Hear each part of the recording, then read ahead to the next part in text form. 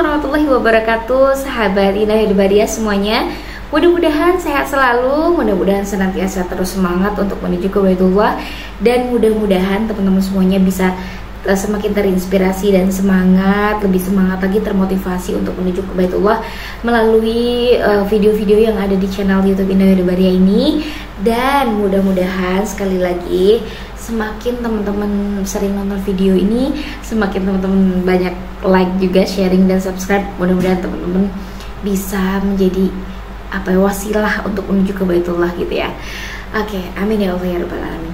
Setelah ini membahas tentang kondisi di Masjid Nabawi, dan ada beberapa hal yang mungkin teman-teman harus antisipasi agar teman-teman atau para jamaah semuanya tidak kehilangan arah di Masjid Nabawi. Tidak lupa jalan pulang menuju hotel, sudah dijelaskan di video sebelumnya. Kali ini kita akan membahas tentang bagaimana agar tidak kehilangan arah di Makkah Al-Mukarramah, lebih tepatnya di Masjidil Haram, antara berangkat dari hotel menuju ke masjid dan pulang dari masjid menuju ke hotel. Atau misalkan ke tempat belanja, pulang dari tempat belanja lupa lagi hotelnya kemana gitu kan. Nah, Ida sudah pernah sharing juga hal ini tentang ada ibu-ibu yang tersesat itu ya, tentang lupa jalan pulang, dan ini harus betul-betul diantisipasi karena bisa saja terjadi pada kita, bahkan pada orang-orang yang sudah pernah umroh juga gitu. Karena bisa jadi umrohnya tahun 2016, misalkan berangkat lagi tahun 2024. Nah, jadi ada beberapa kondisi atau banyak sekali kondisi yang berubah di Masjidil Haram dan di Masjid Nabawi gitu ya. Nah, apa saja kira-kira? Ada beberapa adab juga ya teman-teman yang ketika masuk Masjidil Haram, hampir sama seperti di Masjid Nabawi. Tetap kita ketika masuk masjid, jadi kita harus buka sendalnya dulu, kita bawa tas khusus sandal, dan dimasukkan dulu ke kresek. Sendal kita dilepas dulu, kemudian masukkan ke kresek, dari kresek masukkan ke tas khusus sandal. Kemudian kalau bisa sih tas sandalnya yang bisa di kayak ransel gitu ke belakang gitu ya. Nah, khusus untuk pintu umroh kan biasanya masuk di pintu 79 ya, bagi orang Indonesia masuk pintu 79. Kemudian itu sudah dalam kondisi dicek oleh para petugas ya tentang tasreh kita, barcode ID card gitu ya, sama paspor, bukan paspornya, nomor ya ID card itu, kemudian juga visanya, visa ziarah dan sebagainya. Kita masuk ke pintu 79. Nah, baca doa pakai pakai kaki kanan ya teman-teman semuanya. Kemudian sama, banyak pintu yang modelnya itu sama teman-teman. Nanti diperhatikan nomornya, nomor pintunya pintu berapa, pintu 79, pintu 78, pintu 101, pintu apa dan sebagainya. Kalau dulu pas tahun 2023 ini masih pembangunan yang sebelah kiri, dari pintu 79 ke sebelah kiri dari arah luar gitu ya, di pelataran itu dulu belum jadi masjidnya itu kan. Kalau sekarang ternyata udah bagus banget ya, aku lihat di itu kayak hidden gemnya di Mekah gitu, itu keren banget. Jadi arsiteknya juga luar biasa dan sebagainya. Kemudian ingat arah dari hotel ke masjid ya. Jadi kalau misalkan dari Hotel Anjum, berarti posisi Hotel Anjum berada di sebelah kiri Masjidil Haram. Dari Hotel Anjum kalau mau ke pintu 79, berarti dari Hotel Anjum turun lewat basement bawah, kemudian jalan kaki. Dari jalan kaki menuju ke pelataran, dari pelataran lurus terus nanti ke pintu 79, baru masuk ke Masjidil Haram seperti itu. Nanti ingat-ingat kalau dari pintu 79, tapi kadang sih nggak dari pintu 79 lagi ya keluarnya. Nanti teman-teman bisa saja dapat pintu di pintu 100 berapa gitu. Diingat-ingat pokoknya kalau mau masuk itu tadi kita di pintu berapa, 79, berarti kalau teman-teman itu di pintu sebelah sini 100 berapa atau 90 berapa, berarti arahnya itu arah pulang ke Hotel Anjum itu ke sebelah kanan kayak gitu. Jadi nanti teman-teman diingat-ingat, kalau seandainya lupa nanti boleh searching atau nanti ke Google, atau ya yang lebih tepatnya kita tanya ke tour leader sama ke mutawifnya seperti itu ya. Ingat-ingat arah pulang, ingat-ingat arah pergi.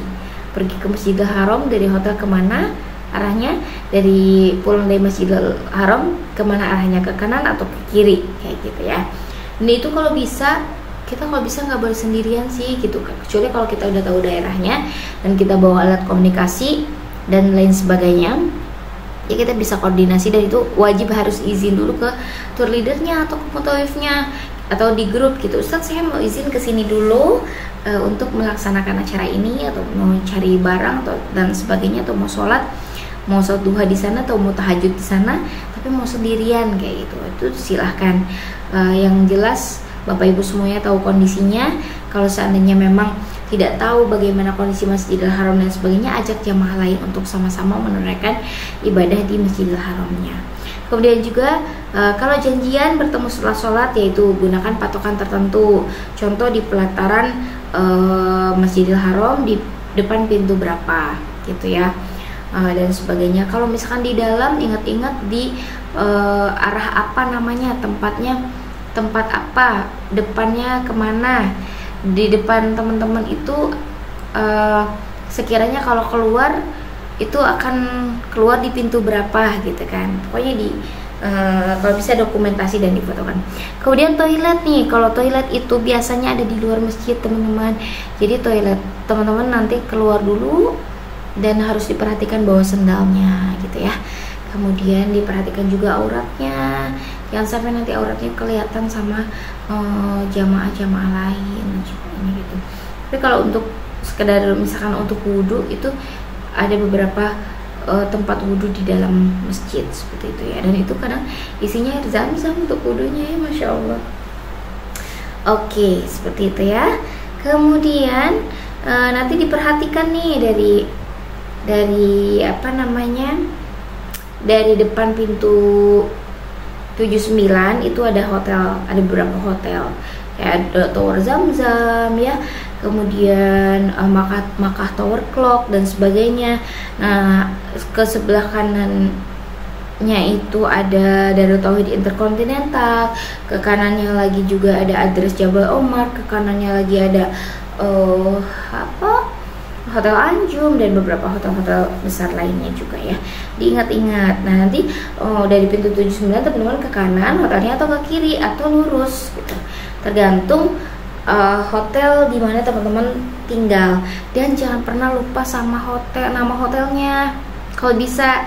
Jadi teman-teman ingat-ingat nama hotelnya apa, terus ID card harus dipakai, kalau bisa shawl juga dipakai untuk mengingat bahwa teman-teman tuh dari travel ini. Misalkan kan tahun lalu berangkat sama travel apa, tahun ini berangkat sama travel apa, ID card harus diingat karena harus dibawa, dipakai, karena di ID card itu ada barcode, kemudian ada nama hotel, ada nomor mutawif, ada nomor tour leadernya, ada hotel Makkah, hotel Madinah, seperti itu ya.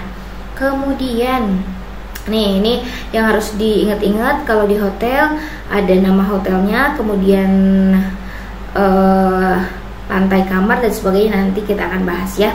Tapi yang jelas untuk teman-teman semuanya, ketika di Masjid Nabawi atau di Masjidil Haram, baik di kota Makkah atau di kota Madinah teman-teman, ataupun mungkin nanti plus city tour di negara-negara lain, harus diingat-ingat janjian di tempat apa, patokannya, koordinasi harus tetap jalan.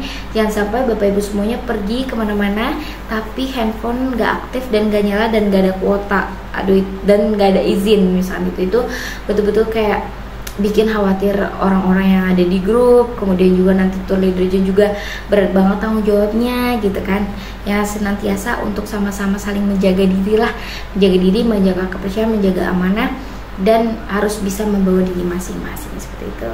Itu saja untuk sharing seputar di Masjidil Haram dan di Makkah. Mudah-mudahan bermanfaat dan see you next time. Jangan lupa like, share, dan subscribe. Wassalamualaikum warahmatullahi wabarakatuh.